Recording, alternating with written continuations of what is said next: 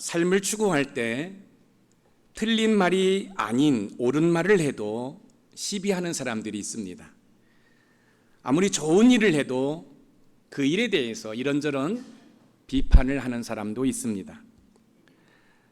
아무리 정직하고 바른 삶을 살아도 비난하는 사람들이 있게 마련입니다. 그런데요, 그럴 때 감사한 것이 있습니다. 그것은 그런 사람들의 이야기 속에서 나의 삶을 점검하고 나의 삶을 되돌아볼 수 있다는 것은 좋은 일입니다.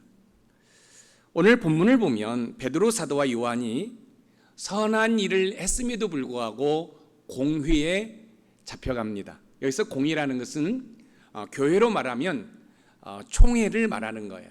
예를 들어서 저희 교회가 어떤 일을 할 때 이제 당회가 어떤 일을 정하지 않습니까? 당회가 정한다고 해서 다 되는 게 아니에요. 세례교인이 동참하는 공동회의에서 통과가 돼야 돼요.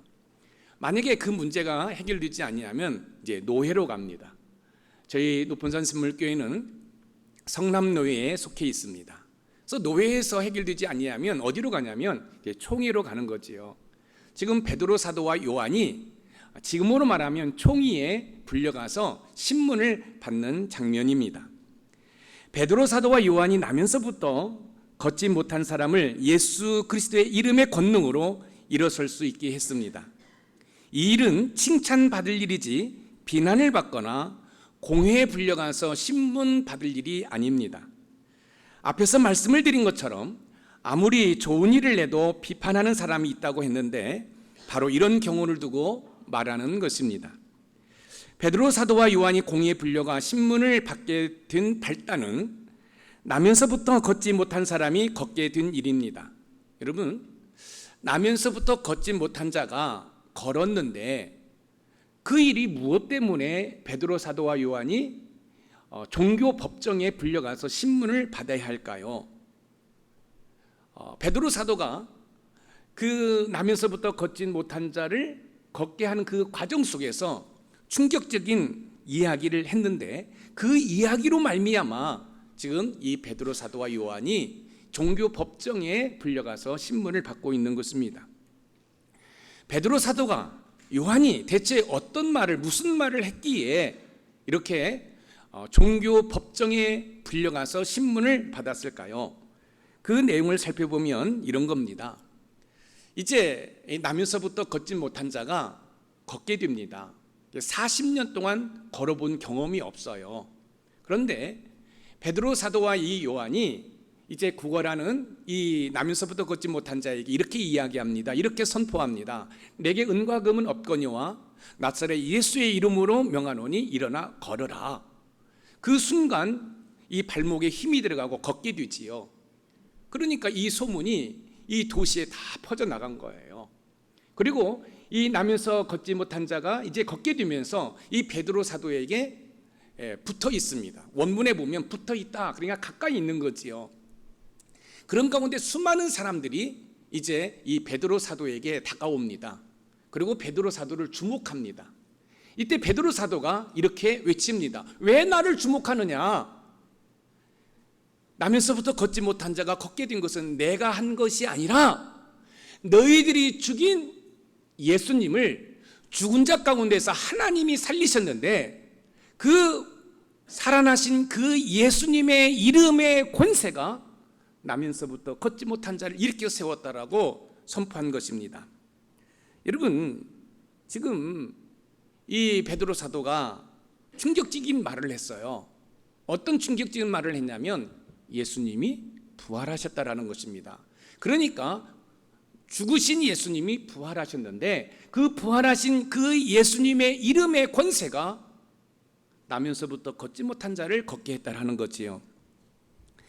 예수님이 부활하셨다는 것하고 베드로 사도와 요한이 감옥에 갇힌 것하고 무슨 상관관계가 있는 것인가? 그 당시 종교 지도자들은 부활을 믿지 않았습니다. 어떻게 죽은 자가 다시 살아날 수 있는가? 그러니까 부활을 믿지 않았어요. 믿지 않는 상황 가운데 예수님을 십자가에 못 박혀 죽였습니다.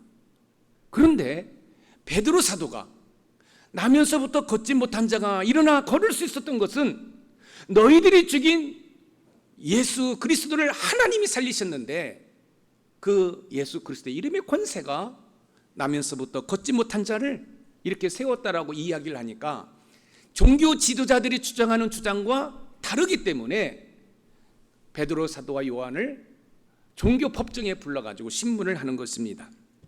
그런데요, 이 정도 되면 베드로 사도가 좀 위축당해야 되잖아요. 그런데 전혀 그런 모습이 없습니다. 성령 충만한 베드로 사도는 종교 지도자의 신문에 아랑곳하지 않고 당당하게 조목조목 설명을 하는데 그 주요 핵심은 부활하신 예수님이 구원자가 되셔서 나면서 걷지 못한 자를 걷게 했다라는 것입니다. 그렇습니다. 나면서 걷지 못한 사람이라 할지라도 우리의 구원자 되신 예수님이 개입을 하시면 기적의 역사가 일어납니다. 삶의 문제 가운데 우리 주님께서 개입하시면 그 문제가 해결되고 풀린다는 사실입니다.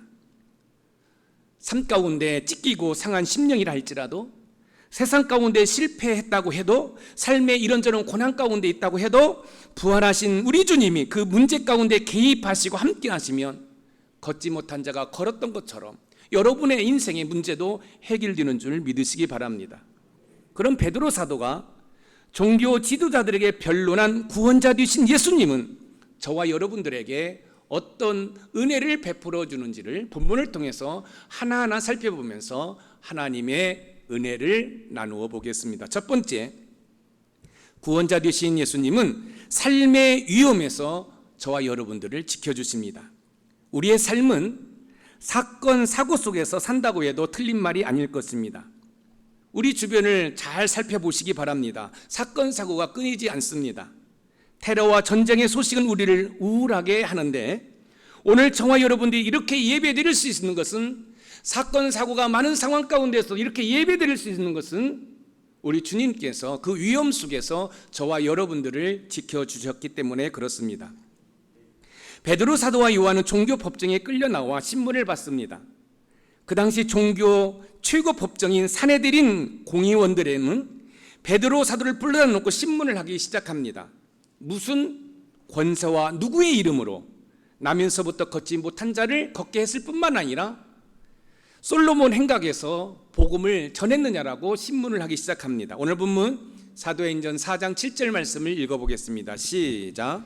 사도들을 가운데 세우고 묻되 너희가 무슨 권세와 누구의 이름으로 이 일을 행하였느냐. 대제사장을 비롯하여 대제사장들이 무슨 권세와 누구의 이름으로 이 일을 행했느냐고 신문을 합니다.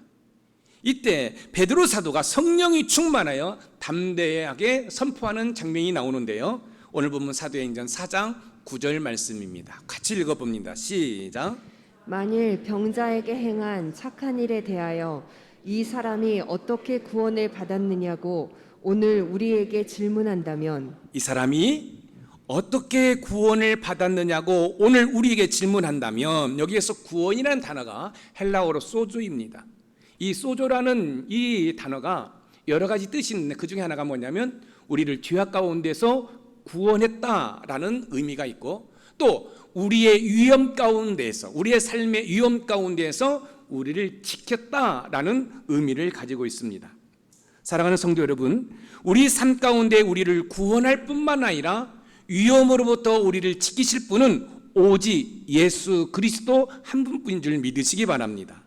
우리의 삶 가운데 얼마나 많은 위험이 도사리고 있습니까? 그 위험 가운데 우리를 지키시는 분이 바로 부활하신 예수 그리스도라는 말씀입니다. 지금 우리는 어둠의 권세와 영적 전쟁을 하고 있습니다. 여러분들이 느끼거나 또 피부로 와닿지 않지만 삶을 살아가는 저와 여러분들은 사탄 마귀와 영적 전쟁을 하고 있습니다. 사탄 마귀는 할 수만 있으면 여러분들을 위험에 빠뜨리고 공경에 빠뜨리고, 그래서 여러분들을 무너뜨리고자 합니다. 그런데 감사한 것은 그런 공격과 위기에서 우리를 구원하시고 지키시는 분이 계시는데 그분이 바로 부활하신 예수 그리스도라는 것입니다. 그래서 우리는 예수님을 향하여 우리의 구원자라고 말을 하는 것입니다.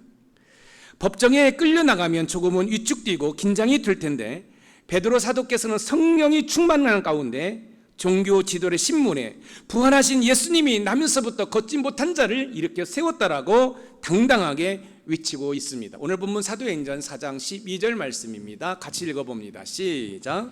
다른 이로서는 구원을 받을 수 없나니 천하 사람 중에 구원을 받을 만한 다른 이름을 우리에게 주신 일이 없음이라 하였더라. 다른 이로서는 구원을 받을 수 없나니 우리를 죄악에서 구원하시고 삶의 위기에서 지키실 분은 오직 예수 그리스도 한 분인 줄 믿으시기 바랍니다. 우리의 영혼을 구원시킬 뿐만 아니라 우리의 가정을 구원하고 지키시고 우리의 부부를 구원하고 지키시고 우리의 자녀를 구원하고 지키시고 나의 일터를 구원하시고 지키실 분은 바로 부활하신 예수 그리스도라는 사실입니다.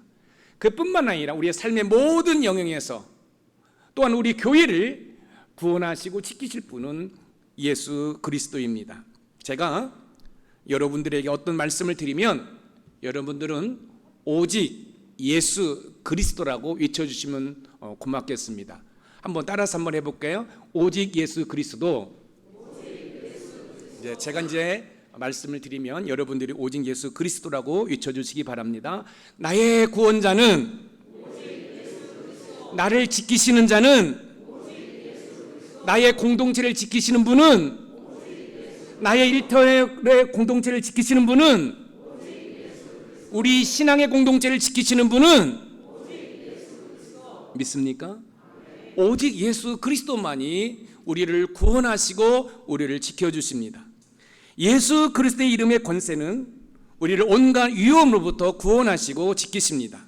시편 121편 4절 말씀을 읽어보겠습니다. 시작. 이스라엘을 지키시는 이는 졸지도 아니하시고 주무시지도 아니하시리로다. 여기서 이스라엘은 바로 저와 여러분들을 가르치는 거예요. 그러니까 저와 여러분들을 지키시는 우리 주님은 주무시지도 아니하시고 졸지도 아니하신다라고 말씀을 하고 있어요. 이어서 데살로니가 후서 3장 3절을 읽어봅니다. 시작. 주는 미쁘사 너희를 굳건하게 하시고 악한 자에게서 지키시리라. 악한 자에게서 지키시리라. 우리의 삶의 위험 요소로부터 우리를 지키시고 우리를 구원하실 분은 부활하신 예수 그리스도라는 사실입니다.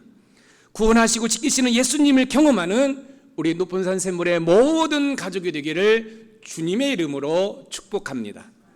두 번째 구원자 되신 우리 예수님은 삶의 문제를 해결해 주십니다. 우리 예수님은 우리를 위험에서 구원하시고 지키실 뿐만 아니라 나면서 걷지 못한 자의 삶의 문제를 해결해 주셨던 것처럼 우리 삶의 문제를 해결해 주십니다. 오늘 본문 사도행전 4장 10절 말씀을 읽어봅니다. 시작. 너희와 모든 이스라엘 백성들은 알라. 너희가 십자가에 못 박고 하나님이 죽은 자 가운데서 살리신 나사렛 예수 그리스도의 이름으로 이 사람이 건강하게 되어 너희 앞에 섰느니라. 예수 그리스도의 이름으로 이 사람이 건강하게 되어 여기서 건강이라는 것은 육체적인 건강을 말하는 거예요.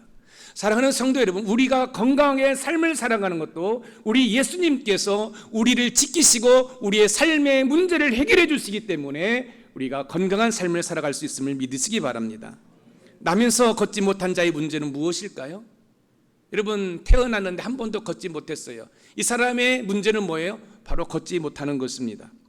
저와 여러분들은 내가 마음먹은 대로 걸을 수 있으니까 걷지 못한다는 것이 여러분 몸에 와닿지 않을 거예요.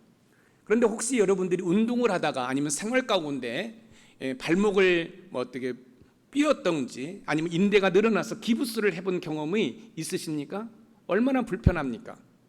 여러분, 기부스만 해도 불편한데 나면서부터 걷지 못했다라는 것은 여러분 말로 표현할 수가 없지요. 여러분, 이분에게 어떤 자존감이 있을까요? 이분에게 어떤 꿈과 비전이 있을까요? 지금 이분은 성전을 출입하는 사람들을 통해서 구걸을 얻어서 겨우겨우 생계를 유지해 나가는 사람입니다. 이런 사람에게 어떤 비전이 있을까요? 없어요. 이 사람은 이렇게 자기의 삶이 그렇게 끝날 것으로 생각을 했어요. 그런데 여러분, 우리 예수님이 찾아오셔서 이 사람의 문제를 해결해 주셨습니다. 여러분, 하나님은 일을 하실 때 하나님께서 직접 하시는 일도 있지만 하나님의 때에 하나님의 방법으로 하나님의 사람을 통하여 하나님 친히 역사해 주시는 줄 믿으시기 바랍니다. 하나님이 일하기 시작합니다. 문제를 해결해 주시랍니다. 이 사람의 문제가 뭐예요? 걷지 못하는 겁니다. 이때 기도하는 베드로와 요한을 통해서 일으켜 세웁니다. 문제를 해결해 주시지요? 여러분의 삶에 어떤 문제가 있습니까? 무엇에 주저앉아 있습니까? 여러분, 여러분의 그 문제를 우리 주님이 해결해 주시는 줄 믿으시기 바랍니다. 나면서 걷지 못한 것이 하루 이틀이 아닙니다. 40년을 걸어본 적이 한 번도 없습니다. 나면서 걷지 못한 자는 걷는다는 생각을 꿈에도 해보지 못했을 것입니다. 그런데 죽음에서 부활하신 예수님께서 그의 문제를 해결해 주셨습니다. 걷게 되었습니다. 뛰기도 하며 하나님을 찬송하는 인생이 되었습니다. 걷지 못한 자의 문제를 해결해 주신 우리 주님은 저와 여러분의 삶의 여러 가지 문제도 반드시 해결해 주시는 줄 믿으시기 바랍니다. 우리의 이성과 논리와 경험으로 도저히 이 문제를 해결할 수 없다라고 할 때, 좌절하고 절망할 때, 여러분, 그 문제 가운데 우리 예수님이 개입하시면 그 문제가 해결된다는 말씀입니다. 주저앉은 곳에서 일어날 수 있습니다. 여러분의 답답한 인생의 문제가 해결될 수 있음을 믿으시기 바랍니다. 삶의 어떤 무거운 짐을 지고 계십니까?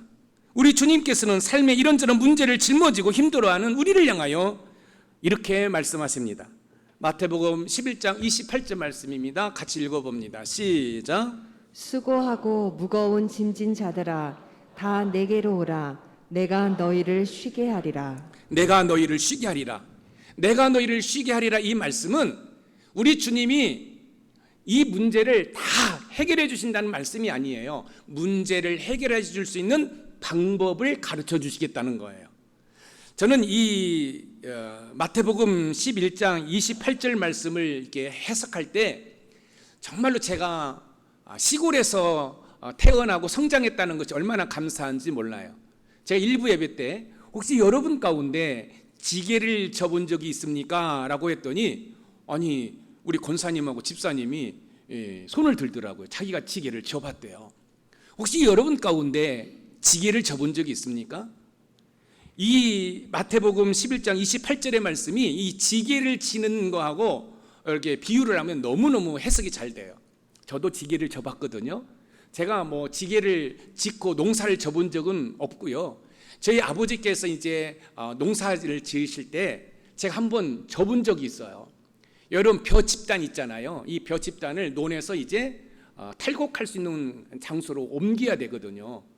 그런데요, 이 지게라는 게요, 나보다도 더 무거운 짐을 지을 수는 있지만 지으는 방법을 모르면 보세요. 너무 앞으로 숙이면 앞으로 꼬꾸라져요. 여러분 꼬꾸라질 때 제 얼굴이 이 논바닥에 처박힌 거예요. 저희 아버지께서 오셔가지고 그 문제를 해결해 주셨어요. 그래도 또 이제 뻣뻣하게 쓰면은 또 뒤로 벌러져 넘어져 버려요. 그리고 또 균형을 잡지 못하면 이 논두렁을 이제 지나다가 균형을 잡지 못하면 여러분 그 논 밑으로도 굴러 떨어지는 거죠. 그런데 지게를 지을 수 있는 방법을 알게 되면 전혀 문제가 없습니다. 제 몸무게보다도 더 무거운 짐을 지을 수 있는 거예요. 여기에서 수고하고 무거운 짐자들아 다 내게로 오라는 말씀은 문제를 가지고 있는 성도들아 예수님께로 나오면 예수님께서 그 문제를 해결할 수 있는 방법을 가르쳐 주겠다는 거예요. 여러분 지게를 지을 때 여러분 제일 힘든 게 뭔지 아십니까? 일어나는 방법입니다. 여러분 일어날 때 우리가 스쿼트 하는 것처럼 일어나면 여지없이 여러분 넘어집니다. 그런데요, 지게에 딸려 있는 게 있습니다. 그게 뭔지 아십니까? 작대기입니다. 이 작대기를 짚고 여러분 일어나면 쉽게 일어날 수 있는 거예요. 자, 여러분들의 문제, 여러분 스스로가 해결하기 쉽지 않잖아요.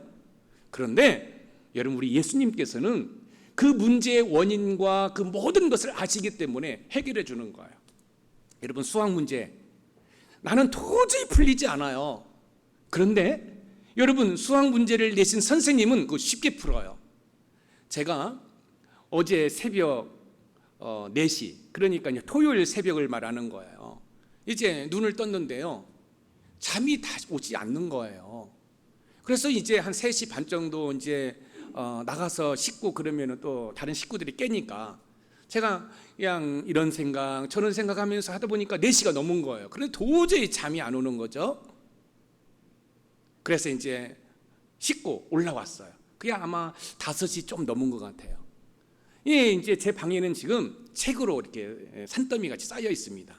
지금 논문을 쓰고 지금 미국 교수님에게 또 논문도 보내야 되겠고 제안서를 보내야겠고 또 지도 교수님을 찾아뵈는데 이게 틀이 잡히지 않은 거예요. 여러분 머리를 쥐어짜기 시작합니다. 1시간, 2시간, 3시간, 4시간 거의 5시간 정도 됐을 때 논문의 어느 개요가 틀을 잡힌 거죠. 여러분 그때도 마찬가지죠. 제가 할 수 있는 게 뭐가 있겠어요? 성령 하나님을 의지하는 거죠.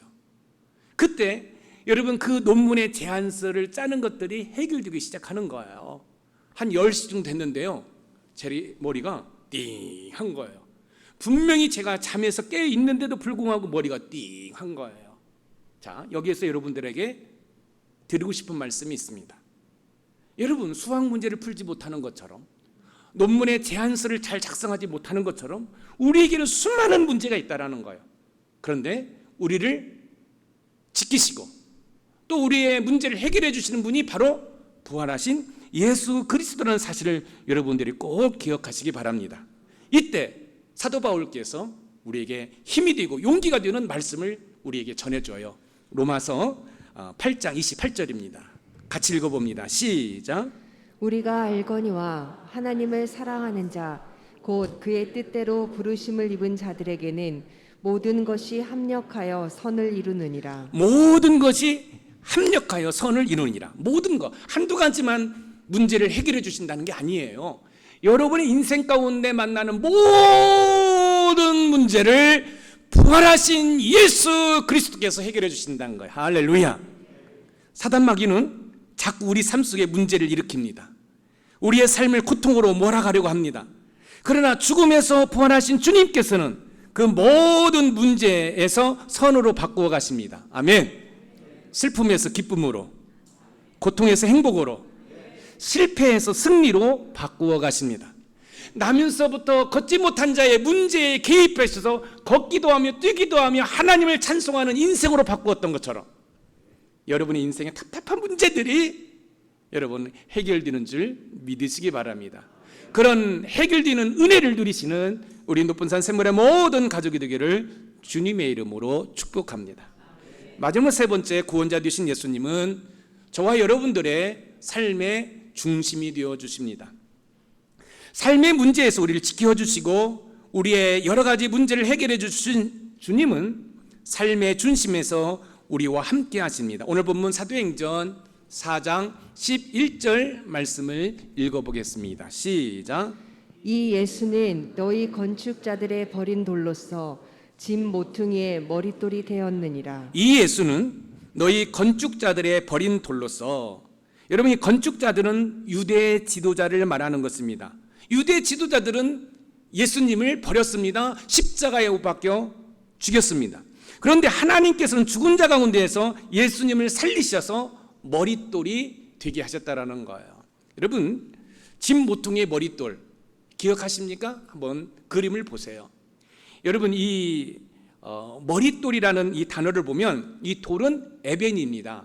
우리가 에벤에셀 하죠. 이게 에벤이 돌이에요. 무슨 돌이죠? 도움의 돌이에요. 그런데 여기에 보면 빛나는 모서리라는 말하는 거예요. 자, 그림을 보시면 위의 그림이 머릿돌인데 만약에 여러분의 이해가 안 될 것 같아서 제가 한옥집에 그림을 가지고 왔어요. 저 기둥 밑에 있는 돌이 무슨 돌이에요? 바로 머릿돌이라는 거예요. 이 머릿돌의 특징은 집의 중심이 되어 집이 굳건히 세워지도록 하는 거예요. 여러분 사도행전 4장 11절 말씀은 시편 118편 22절 말씀을 인용한 거예요. 시편 118편 22절 한번 읽어보겠습니다. 시작. 건축자가 버린 돌이 짐 모퉁이의 머릿돌이 되었나니. 자, 건축자가 버린 돌이 짐 모퉁이의 머릿돌이 됐다는 거예요. 중심이 되었다는 거죠. 이 시를 쓴 사람이 누굽니까? 다윗입니다. 다윗은 자신의 드라마틱한 삶을 이 한 줄의 시로 멋지게 표현한 것입니다. 사울 왕에 의해 버림받고 쫓겨다니며 죽음의 위기까지 갔던 다윗이 결국 하나님의 은혜로 말미암아 왕이 되었습니다. 여러분, 사울 왕이 누굽니까? 다윗의 장인입니다. 이 장인이 사위를 죽이려고 군사를 동원하고 있습니다. 그런 위험 가운데, 그 문제 가운데 하나님의 은혜로 다윗이 이스라엘의 왕이 되었습니다. 사울 왕에게는 쫓김을 받았지만 하나님께서는 그런 다윗을 이스라엘의 머리띠이 되게 하셨습니다. 중심이 되는 왕이 되게 하셨다는 말씀입니다. 머릿돌은 집의 중심을 잡아줍니다. 이처럼 구원자 되신 우리 주님은 우리 삶의 문제 가운데 우리를 지키시고 우리의 문제를 해결해 주시고 우리의 삶의 머릿돌, 우리 삶의 중심이 되어 주십니다. 혹시 여러분 가운데 나룻배를 타보신 적이 있나요? 여러분, 이 나룻배를 탈 때 어느 쪽으로 타죠? 옆 사이드로 탑니까? 아니면 뱃머리를 탑니까? 그렇죠, 뱃머리를 타죠. 옆 사이드로 타면 어떻게 해요? 갈팡질팡하다가 여러분 배가 뒤집어질 수밖에 없습니다. 요즘 현대인들의 모습을 보면 중심을 잃고 갈팡질팡하는 모습이 또렷합니다. 자기 옆에 있는 사람이 주식을 해서 재미를 보았다고 빚을 내어 주식이나 비트코인에 손을 댔다가 다 날리는 등 자기 주관보다는 세상 풍조에 이리 밀리고 저리 밀리다가 갈팡질팡하다가 여러분 실패하는 사람이 얼마나 많은지 모릅니다. 삶의 중심을 잃고 갈팡질팡한 이때에 구원자 되신 우리 예수님은, 부활하신 우리 예수님은 우리를 지키시고 우리의 삶의 문제를 해결해 주실 뿐만 아니라 우리 삶의 중심이 되어서 여러분 우리가 갈팡질팡하지 아니하고 중심을 잡고 삶을 살아가도록 이끌어 주시는 줄 믿으시기 바랍니다. 별 볼 일 없는 돌도 안목이 있는 사람의 눈에는 쓸모 있는 돌이 될 수 있습니다. 그런데 유대 종교 지도자들은 영적인 눈이 어두워져서 구원자 되신 예수님을 버렸습니다. 쓸모없는 돌로 버렸습니다. 하지만 하나님께서는 그들이 버린 돌을 머릿돌이 되게 하셨습니다. 머릿돌이 되어 우리 삶의 중심이 되게 하셨다는 말씀입니다. 인생을 종종 건축에 비유하는데 우리 주님이 우리 삶의 중심인 머릿돌이 되어 주십니다. 머릿돌 되신 예수님이 여러분의 인생을, 여러분의 삶을 세우시는 은혜가 있기를 소망합니다. 이때 여러분들의 인생은 흔들리거나 무너지지 않고 아름답고 튼튼하게 세워질 줄 믿습니다. 우리의 가정이, 우리의 부부가, 우리의 직장과 사업이 흔들리고 무너지는 이유가 뭘까요? 한번 생각해 보시기 바랍니다. 왜 우리의 부부가 흔들릴까요? 왜 우리의 가정이 흔들릴까요? 왜 삶의 이런저런 그 문제 가운데 왜 갈팡질팡하다가 뒤집어질까요? 그것은 우리의 머릿돌 되신 예수님 위에 우리의 인생을 세우지 아니하고 물질, 돈이나 세상의 쾌락에 우리의 인생을 세우기 때문에 갈팡질팡하다가 무너지고 마는 것입니다. 사랑하는 성도 여러분, 우리 주님은 우리의 인생의 머릿돌 되십니다. 그 머릿돌 위에 우리의 인생을 세우면 아무리 환난과 핍박이 와도 여러분 무너지지 않습니다. 여러분, 경제적인 위기 가운데 많은 부부들이 힘들어하다가 결국은 이혼하는 경우가 많습니다. 왜 그럴까요? 머릿돌 대신 그 주님 위에 부가 세워지지 않고 부부가 삶을 살지 않고 돈이라는 물질에 부부가 세워져 있었기 때문에 그런 것이에요. 사랑하는 성도 여러분, 여러분의 인생이 흔들리지 아니하고 갈팡질팡하지 아니하고 여러분의 인생이 무너지지 않기 위해서는 우리의 머릿돌 되신, 우리의 중심이 되신 예수 그리스도 위에 여러분의 인생을 세우는 은혜가 있기를 주님의 이름으로 축원드립니다. 지금 여러분의 삶에 무엇이 흔들리고 무엇이 무너지고 있습니까? 혹시 머릿돌 되신 예수님이 아닌 다른 것에 여러분의 인생을 세우고 있지는 않습니까? 우리 삶의 중심이신 예수님이 아닌 다른 것에 건축을 하고 있지는 않습니까? 그렇다면 그것은 모래 위에 세운 집과 별 다를 바가 없습니다. 결국 환난이 오고 시험이 오고 문제가 발생하고 고난이 닥치면 무너질 수밖에 없지요. 마태복음 7장 26절에서 27절 말씀을 읽어봅니다. 시작.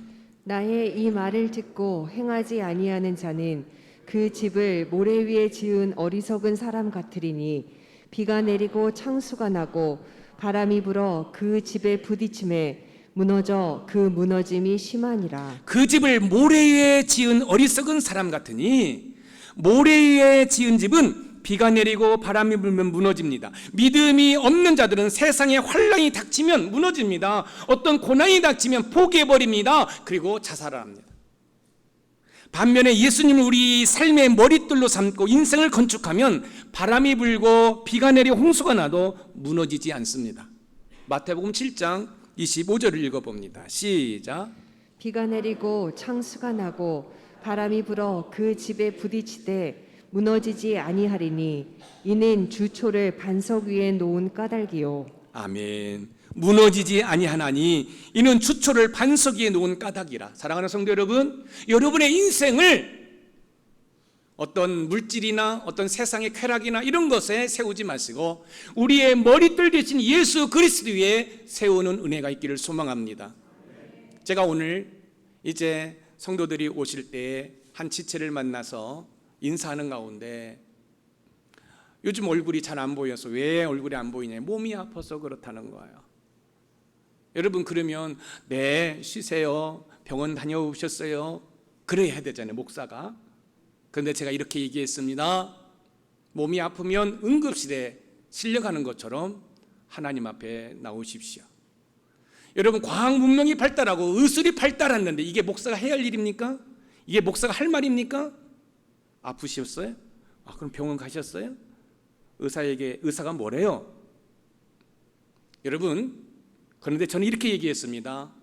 몸이 아프면 응급실에 가는 것처럼 주님 전에 나오세요. 교회에 나오세요. 이렇게 틀린 말인 것 같아요?